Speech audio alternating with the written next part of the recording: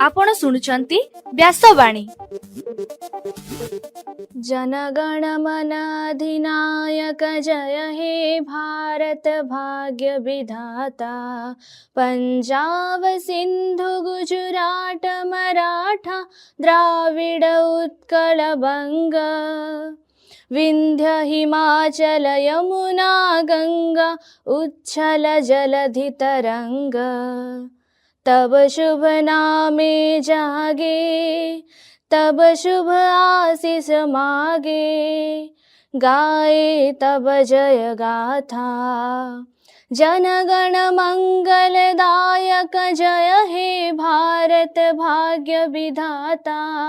जय हे जय हे जय हे जय जय जय जय हे।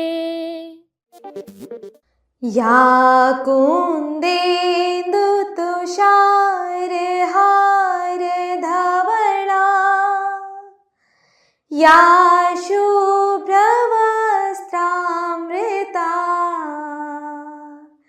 या वीणा वरदण्डमण्डितकरा। या श्वेतपद्मासना।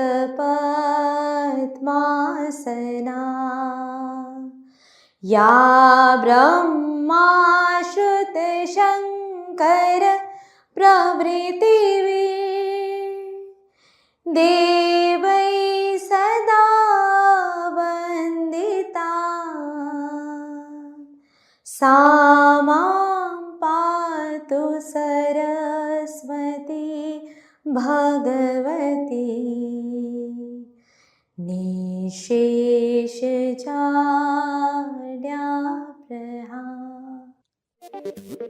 नमस्कार व्यासवाणी खबर सहित मु तन्मयी। प्रथमे मुख्य खबर। 27तम प्रतिष्ठा दिवस पालन पाई फकीरमोहन विश्वविद्यालय उत्सव मुखर। विभिन्न कार्यक्रम जारी। फकीरमोहन विश्वविद्यालय छात्र संसदर 5म वार्षिक सम्मिलन पालित हेला। देशर विभिन्न श्रमिक संगठन पक्षरु भारत बंद जोगु सारा राज्य रे जनजीवन प्रभावित। एणिकी 5म एवं 8म श्रेणीर छात्र छात्रींक पाई वार्षिक परीक्षा अनुष्ठित हेबो। प्रधानमंत्री नरेंद्र मोदी को नाम्बिया सरकारक पक्षरु सर्वोच्च नागरिक सम्मान प्रदान करागला। यूक्रेन उपरे पुणी बड़ धरणर आक्रमण कला रूस। भारत और इंग्लैंड मध्य आजिठारु तृतीय टेस्ट मैच आरंभ हेबो एवं आजिठारु राज्यर पाग सुखिला रहिबा नै पाणीपाग केन्द्रर सूचना। एबे संपूर्ण खबर। आसंता काली फकीरमोहन विश्वविद्यालयर 27तम प्रतिष्ठा दिवस पालन कराजिबो। एथिपाई समग्र विश्वविद्यालय परिसर उत्सव मुखर होई पड़िछि। विश्वविद्यालय अध्यापक अध्यापिका छात्र छात्री एवं समस्त कर्मचारी माने बेस उत्साहित अछंती एवं प्रतिष्ठा दिवस प्राक प्रस्तुति कार्य लागि पड़िछंती। प्रतिष्ठा दिवस को सफल करिबा पाई गत 3 दिन धरी विभिन्न कार्यक्रम जारी रहिछि। वितर्क चित्रकला आदि प्रतियोगिता सांगकु गतकाली साइकेल रैली अनुष्ठित होइथिला। विश्वविद्यालयर प्रतिष्ठा दिवस पालन अव्यवहित पूर्वरु अर्थात गतकाली पुरातन छात्र संसद सभा अनुष्ठित होई जाइछि। आज पूर्वाह्न 10टा बेले एक रक्तदान शिविर विश्वविद्यालय परिसर रे आयोजित हेबो। संध्यारे आकर्षणीय सांस्कृतिक कार्यक्रम रहिछि। एही कार्यक्रम रे समस्त अध्यापक अध्यापिका छात्र छात्री एवं कर्मचारी माने सामिल होई प्रतिष्ठा दिवस को साफल्य मंडित करिबा पाई अनुरोध करा जाइछि। गतकाली फकीरमोहन विश्वविद्यालय रे पुरातन छात्र संसद पक्षरु 2025 वर्षर 5म मेगा सम्मिलनी अनुष्ठित होइछि। एही सम्मिलनी को कुलपति संतोष कुमार त्रिपाठी उद्घाटन करथिले एवं मुख्य अतिथि भावे आईटीआई डीआरडीओ रो अतिरिक्त निर्देशक और ख्याति संपन्न वैज्ञानिक डाक्टर नीलाद्री राय सम्मानीय अतिथि भावे जोग देइथिले। एहा सहित विशिष्ट अतिथि भावे स्नातकोत्तर अध्यक्ष प्रोफेसर भास्कर बेहेरा, कुलसचिव कुकुमीना दास, पुरातन छात्र संसदर सभापति डाक्टर चौधरी सत्यव्रत नंद एवं संपादक देवदत्त दास प्रमुख जोग देइथिले। विश्वविद्यालयर मुख्य पाठागार रे आलमुनि ग्रंथागार खोला जाइछि एवं ताहार नाम रखा जाइछि छात्रटीए बहिटीए। ଏହି ସମ୍ମିଳନୀ ଅବସରରେ ବ୍ୟାସପ୍ରଜ୍ଞା ନ୍ୟୁଜ୍ ଲେଟର ଉନ୍ମୋଚନ କରାଯାଇଥିଲା ଏବଂ 27 ଜଣଙ୍କୁ ସମ୍ମାନପତ୍ର ସହିତ ସ୍ମୃତି ଚିହ୍ନ ଦେଇ ସମ୍ମାନିତ କରାଯାଇଥିଲା।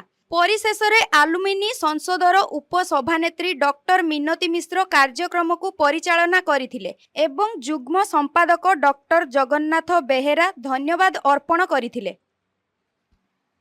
ଦେଶର ବିଭିନ୍ନ ଶ୍ରମିକ ସଂଗଠନ ପକ୍ଷରୁ ଭାରତ ବନ୍ଦ ସାଙ୍ଗକୁ ରାଜ୍ୟରେ ଗାଡ଼ି ଡ୍ରାଇଭରମାନଙ୍କ ଆନ୍ଦୋଳନ ଯୋଗୁଁ ଗତକାଲି ଜନଜୀବନ ପ୍ରଭାବିତ ହୋଇଥିଲା। ରାଜ୍ୟର ପ୍ରାୟ ସବୁ ଅଞ୍ଚଳରେ ଗାଡ଼ି ମୋଟର ଚଳାଚଳ ବନ୍ଦ ରହିଥିବାରୁ ଯାତ୍ରୀମାନେ ନାହିଁ ନଥିବା ଅସୁବିଧାର ସମ୍ମୁଖୀନ ହୋଇଥିଲେ। ବିଶେଷ କରି ବ୍ୟାଙ୍କ, ଡାକ ଅଫିସ, କୋଇଲା ଖନନ ଖଣି ସମେତ ଅନ୍ୟାନ୍ୟ କାରଖାନାଗୁଡ଼ିକରେ କାମ ବନ୍ଦ ରହିଥିଲା। ବିଭିନ୍ନ ଦାବି ପୂରଣ ଉଦ୍ଦେଶ୍ୟରେ ଦେଶର ପ୍ରାୟ 10ଟି କେନ୍ଦ୍ରୀୟ ଶ୍ରମିକ ସଂଗଠନ ଏହି ଧର୍ମଘଟରେ ସାମିଲ ହୋଇଥିଲେ। ଆନ୍ଦୋଳନକାରୀମାନେ ମୋଟର ସାଇକେଲରେ ଶୋଭାଯାତ୍ରାରେ ସହର ପରିକ୍ରମା କରିଥିଲେ ଏବଂ ବିଭିନ୍ନ ବ୍ୟବସାୟିକ ପ୍ରତିଷ୍ଠାନଗୁଡ଼ିକୁ ବନ୍ଦ ରଖିବା ପାଇଁ ଅନୁରୋଧ କରିଥିଲେ। ଧର୍ମଘଟ ଯୋଗୁଁ ବାଲେଶ୍ୱର ସହଦେବଖୁଣ୍ଟା ବସ୍ଷ୍ଟାଣ୍ଡରୁ କୌଣସି ବସ୍ ଯାତାୟାତ କରିପାରିନଥିଲା। ଏହାଦ୍ୱାରା ଦୂର ସ୍ଥାନକୁ ଯିବା ଲାଗି ଯାତ୍ରୀମାନେ ହଇରାଣ ହୋଇଥିବା ଦେଖିବାକୁ ମିଳିଥିଲା। ସେପଟେ ରାଜ୍ୟର ଡ୍ରାଇଭର ମହାସଂଘ ପକ୍ଷରୁ ଗଲା 3 ଦିନ ଧରି ଆନ୍ଦୋଳନ ଜାରି ରହିଛି। ଏଥିପାଇଁ ମଧ୍ୟ ଟ୍ରେକର ଏବଂ ଅଟୋ ଯାତାୟାତ ବନ୍ଦ ରହିଛି। କୌଣସି ଗାଡ଼ି ମୋଟର ଯାତାୟାତ ନ କରିବା ଫଳରେ ଗତକାଲି ଯାତ୍ରୀମାନେ ସମସ୍ୟାରେ ସମ୍ମୁଖୀନ ହୋଇଥିଲେ। ରେମୁଣା କ୍ଷୀରଚୋରା ଗୋପୀନାଥ ମନ୍ଦିର ଛକ ନିକଟରେ ରାସ୍ତା ବନ୍ଦ ଯୋଗୁଁ ଏକ ଆମ୍ବୁଲାନ୍ସ ଫେରି ଯାଇଥିବା ସମ୍ପର୍କରେ ଆଜି କେତେକ ସମ୍ବାଦପତ୍ରରେ ଖବର ପ୍ରକାଶ ପାଇଛି। ଏହାକୁ ନେଇ ଲୋକମାନଙ୍କ ମଧ୍ୟରେ ତୀବ୍ର ଅସନ୍ତୋଷ ଦେଖିବାକୁ ମିଳିଥିଲା। ଲୋକମାନେ ମଧ୍ୟ ଭିଡ଼ ଭିତରେ ନିଜ ନିଜର ଗାଡ଼ି ସହିତ ପ୍ରାୟ 3 ଘଣ୍ଟା ଧରି ଅଟକି ରହିଥିଲେ।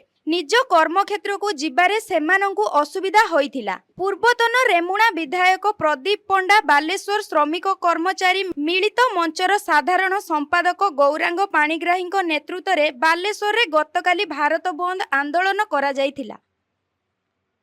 ଏଣିକି ପଞ୍ଚମ ଓ ଅଷ୍ଟମ ଶ୍ରେଣୀ ଛାତ୍ରଛାତ୍ରୀଙ୍କ ପାଇଁ ବାର୍ଷିକ ପରୀକ୍ଷା ଅନୁଷ୍ଠିତ ହେବ। ରାଜ୍ୟରେ ନୂଆ ସରକାର ସ୍କୁଲ ସ୍ତରରେ ଏହି ବ୍ୟବସ୍ଥାକୁ ପୁଣି ପ୍ରଚଳନ କରିବେ ବୋଲି ଗତକାଲି ଘୋଷଣା କରାଯାଇଛି। ବାର୍ଷିକ ପରୀକ୍ଷାରେ କୌଣସି ଛାତ୍ରଛାତ୍ରୀ ଅକୃତ୍ୟ କାର୍ଯ୍ୟ ହେଲେ 2 ମାସ ମଧ୍ୟରେ ଆଉ ଥରେ ପରୀକ୍ଷା ଦେବାକୁ ସୁଯୋଗ ଦିଆଯିବ। ଦ୍ୱିତୀୟ ଥର ଅକୃତ କାର୍ଯ୍ୟ ହେଲେ ସେହି ଛାତ୍ର କିମ୍ବା ଛାତ୍ରୀଙ୍କୁ ଉପର ଶ୍ରେଣୀକୁ ଉତ୍ତୀର୍ଣ୍ଣ କରାଯିବ ନାହିଁ ବୋଲି ସରକାରଙ୍କ ପକ୍ଷରୁ ନିଷ୍ପତ୍ତି ନିଆଯାଇଛି।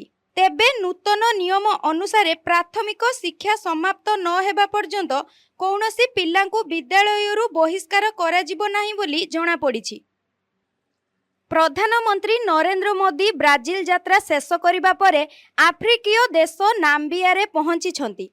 ୱିଣ୍ଡହୋକ୍ ବିମାନ ବନ୍ଦରରେ ମୋଦି ପହଞ୍ଚିବା ପରେ ତାଙ୍କୁ ସେଠାରେ ନାମ୍ବିୟା ରାଷ୍ଟ୍ରପତି ନେଟେମ୍ବୋ ନନ୍ଦି ନଦୌତ୍ୱା ସ୍ୱାଗତ ଜଣାଇଛନ୍ତି। ଉକ୍ତ ସମୟରେ ଦେଶର କଳାକାରମାନେ ପାରମ୍ପରିକ ନୃତ୍ୟ ଗୀତ ପରିବେଷଣ କରି ମୋଦିଙ୍କୁ 21 ତୋପ ସଲାମି ଦେଇ ସ୍ୱାଗତ କରିଥିଲେ।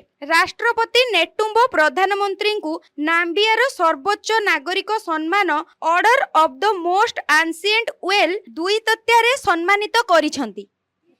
ୟୁକ୍ରେନ ଉପରେ ପୁଣି ଥରେ ବଡ଼ ଧରଣର ଆକ୍ରମଣ କରିଛି ରୁଷ।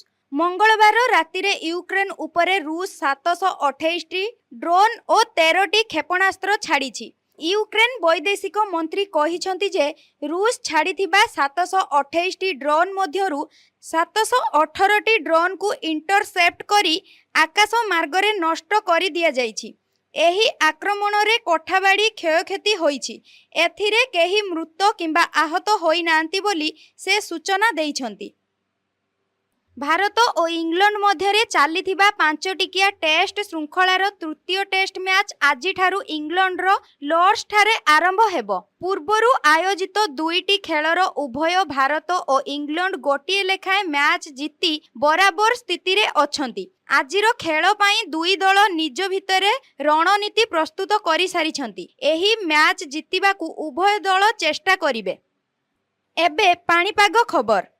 ଆଜିଠାରୁ ରାଜ୍ୟର ପାଣିପାଗ ଶୁଖିଲା ରହିବ ବୋଲି ଆଞ୍ଚଳିକ ପାଣିପାଗ ବିଜ୍ଞାନ କେନ୍ଦ୍ର ପକ୍ଷରୁ ସୂଚନା ଦିଆଯାଇଛି। ଗଲା ପ୍ରାୟ ସପ୍ତାହେ ଧରି ଜାରି ରହିଥିବା ବର୍ଷା କମିଯାଇଛି ଏବଂ ଆଜିର ପାଗ ଶୁଖିଲା ଏବଂ ଖରାଟିଆ ରହିଛି।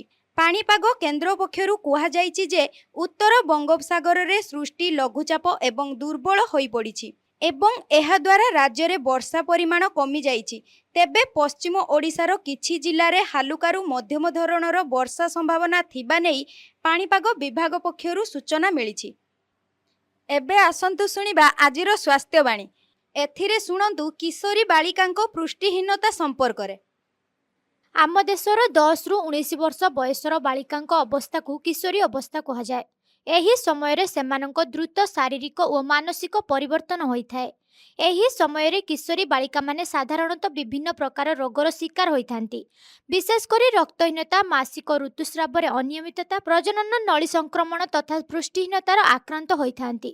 ଖାଦ୍ୟରେ ଲୌହସାରର ଅଭାବ ଯୋଗୁଁ କିଶୋରୀ ବାଳିକାମାନଙ୍କର ପୃଷ୍ଟିହୀନତା ହୋଇଥାଏ, ଯାହା ପରବର୍ତ୍ତୀ ସମୟରେ ଜଟିଳ ସ୍ୱାସ୍ଥ୍ୟ ସମସ୍ୟା ସୃଷ୍ଟି ହୁଏ। ଗର୍ଭଧାରଣ ଏବଂ ପ୍ରସବ ସମୟରେ ମାତୃମୃତ୍ୟୁ, ମୃତ ଶିଶୁ କିମ୍ବା ଶିଶୁ ମୃତ୍ୟୁ ତଥା କମ୍ ଓଜନର ଶିଶୁ ଜନ୍ମ ହୋଇଥାନ୍ତି। ଏହାଦ୍ୱାରା ସେମାନେ ଦୁର୍ବଳ ହୋଇପଡ଼ନ୍ତି। ଏଥିପାଇଁ କିଶୋରୀମାନଙ୍କର ସ୍ୱାସ୍ଥ୍ୟ ଓ ପୃଷ୍ଟିର ବିକାଶ ସାଧନ ନିତ୍ୟାନ୍ତ ଜରୁରୀ। ଏହାଦ୍ୱାରା ସେମାନଙ୍କ ଦେହ ଓ ମନ ସୁସ୍ଥ ରହିଥାଏ। ସୁସ୍ଥ ଶରୀର ପାଇଁ ସୁଷମ ଖାଦ୍ୟ ଆବଶ୍ୟକ। ସୁଷମ ଖାଦ୍ୟରେ ପୃଷ୍ଟିସାର, ସ୍ନେହସାର, ଶ୍ୱେତସାର ଏବଂ ଭିଟାମିନ୍ ଆଦି ଆବଶ୍ୟକ ପରିମାଣରେ ଥାଏ। ଏହି ସୁଷମ ଖାଦ୍ୟ ସବୁ ହେଲା ରୁଟି, ଭାତ, ଡାଲି, ପନିପରିବା, ମକା ଇତ୍ୟାଦି। କ୍ଷୀର ସୁଷମ ଖାଦ୍ୟ ହୋଇଥିବାରୁ କିଶୋରୀମାନଙ୍କ ସ୍ୱାସ୍ଥ୍ୟର ବିକାଶ ପାଇଁ ନିତ୍ୟାନ୍ତ ଆବଶ୍ୟକ।